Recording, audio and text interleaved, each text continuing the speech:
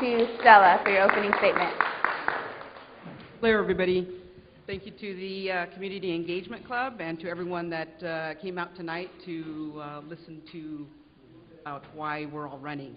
I'm running because I have a vision that every person, every individual has the opportunity to achieve innovative education here at LBCC at a quality, affordable rate, in an attainable manner, and so that they can help to support their families and get back on their feet and help their communities regrow and help to rebuild the middle class.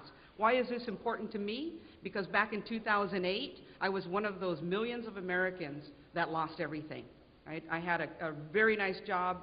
I spent 25 plus years in corporate America. I had my degree in organizational management. I trained hundreds, if not thousands of people to become better leaders. And I lost all of that. And I'm sure that many of you in this audience have that same experience or know someone that experienced that same situation. So it was then that I made that commitment and my spouse and I both made that commitment that we were not going to become victims. We were going to become agents of change. We were going to make sure to help others rebuild and to build those necessary skills to get back on their feet. That's why I'm running for Board of Trustees. Let me quickly ask the audience, how many of you in here, show of hands, have I worked with on a local initiative that was critical to our community? Just real quick, show of hands. Thank you very much. Confirms that I have been an agent of change in this community, and that's why I'm running for Board of Trustees to continue that journey of creating positive change for my community. Thank you.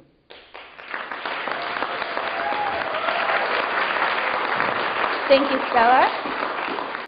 The question is, a number of students have remarked that negative dialogue and hostile body language at board meetings indicate a lack of respect and reflect a poor relationship between the board and many of the members of the LBC community, including students.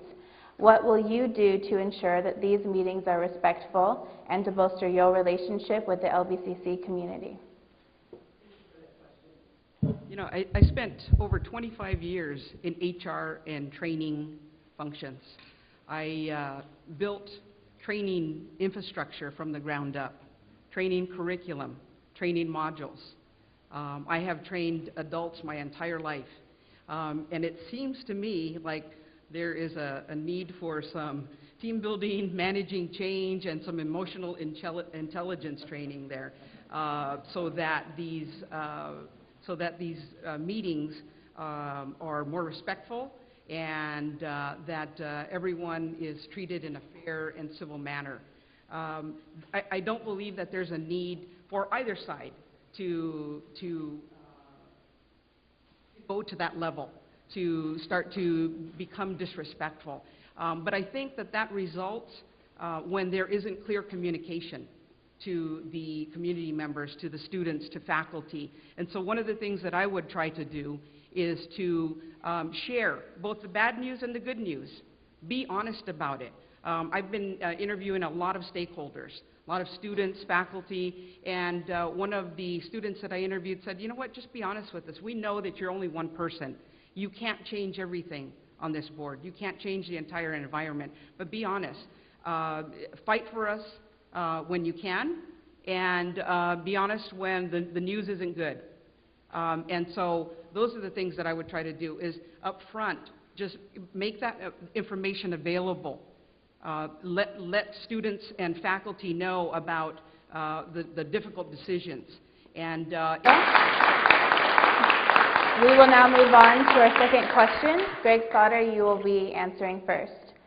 Many students, faculty, and community members voiced opposition to AB 955. As a board member, will you vote for implementing the extension program in winter 2015? Please explain your decision. I want to make sure that there is no student that is kept away from these programs. They should have every opportunity to attend winter and summer extensions, just like anyone that can afford to pay $250. I think it was rolled out ineffectively. I think that there should have been more communication, more participatory type of a process, and that the students and faculty members should have been considered, that students that are barely able to make it, that are barely surviving, that their stories were heard during this process. I understand, though, that the community college is looking for ways to come back from this budget crisis, from years of budget cuts. So I understand why they might want to try this. I just think it was the wrong way to roll it out. I think that it might be keeping students from these classes, and I want to make sure that every student, again, has affordable and attainable opportunities for education and innovative programs that are going to lead to good living wage jobs. Thank you. Thank you, Stella. We will now move on to question 3. Jeffrey Kellogg, you will be responding first. Recent budget cuts to essential student support services such as academic and crisis counseling, health services, and online support staff have left students feeling frustrated and neglected as they are consistently unable to get the assistance they need on campus when attempting to call campus or accessing the LBCC website. What are your plans to make sure that students and the LBCC community are included and seriously considered in LBCC funding decisions? Your response. Now, if you were here earlier, you got a chance to listen to the Long Beach Unified School District candidates. And they talked about something called local control funding formula. So I want to make sure that as the next Board of Trustee for District 3, that I'm working very closely with these individuals to make sure that that money is being spent effectively. Because guess what? That is going to help our students be more successful in the long run at our community colleges. Okay? If there's remedial programs, if there's tutoring, if there's counseling, if there's a good orientation and onboarding process, that's going to make a huge difference when they step on the foot of this campus. I also want to make sure that our staff has access to professional development so that they give better service to our students. I heard from one of the students that there's one health services counselor, and I'm sure this person is overwhelmed. So let's hire some more people back. Let's get them trained to effectively serve our students. Not all students are made the same. They come from different places. If they come from District 3, they're probably coming from a family that lives at or near poverty. 25% of our families live in poverty. 11% of those families or some of those individuals are unemployed. So we need to make sure that we're addressing those issues. Also as well, I want to talk about participatory budgeting. Make sure that, again, that students and faculty and the community see where the money is going, what types of programs are being created or being cut, and make sure that they're part of that process. Talk about doing something. Talking about doing something and actually having done it, that's the difference between my opponent and I. I've started student groups all over Southern California campuses to help connect people to good jobs, good education. Thank you. Thank you, Stella. We will now be moving on to question 4. Sunny, you will be beginning with the response. Many students at Long Beach City College have no contact with or awareness of their board representatives. What specifically will you do to make yourself more visible and accessible to the student body and the LBCC community? Stella, your response. I don't know if this is possible, but do Board of Trustees have on-campus offices or on a weekly and monthly basis with students, with faculty, with concerned community members? I'd like to see that happen. I'd also like to have quarterly town halls, both at the college, but also in our community, so that those communities that can't get here get that information firsthand from me. I would also, I'd also like to take those skills and that knowledge that, that students are building right here in the college and put them to use back in our community. I serve on several steering committees, the Long Beach Coalition for Good Jobs, Building Healthy Communities. I serve women in non-traditional employment roles on their board of directors. I'm the president of Green Education Incorporated. I've started a number of groups in our community, and boy, we could use the students' talents and skills and knowledge to help drive change in our community. What a great way to, again, put that skill to work and to see those results firsthand.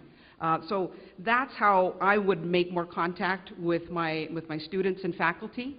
I would want to make sure that they trust me, that they know that I have their best interest at heart, and I'm going to do that by all of the things that I just mentioned. And again, just make myself available to them. Thank you. Thank you, Stella. We will now move to closing statements. Now to Stella for her closing statement. Thank you again to the Community Engagement Club and to all of the community members that came out today. I really appreciate this opportunity. You know, I talked about someone, a student, giving me some advice, and it just struck me. It said, just be honest, involve us, tell us the truth, tell us when it can't be done, fight for us when it can, work across the aisle, because you're only one person and you alone cannot change this landscape. It just struck me. And so, you know, thinking about this comment and this belief, I think about all the skills that this person needs, like honesty, empathy, customer focus, emotional intelligence, organizational composure, conflict management, and the ability to stand alone. These are all skills that an effective Board of Trustees must possess in order to be successful. I am that person. The things that I do in my community every day are examples of that and where I've honed my skills. I fight for living wage for hotel workers. I educate our communities about environmental health.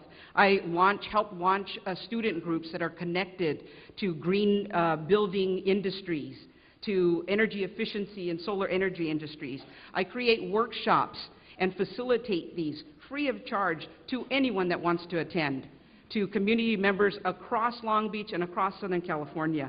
I became the president of a local sustainability-focused nonprofit. I founded the Southern California Green Economic Council, and I actually brought companies in, green industries in, to talk to community members, to share with them what this was all about. So by getting elected to serve as Area 3 Board of Trustees, I'll gain the opportunity to use all of this experience and knowledge to effectively serve the community. By electing me to this office, voters will send a very loud and clear message that we want tried and true community members to sit at the table and not just a passerby with good intentions. Thank you. Thank you, Stella.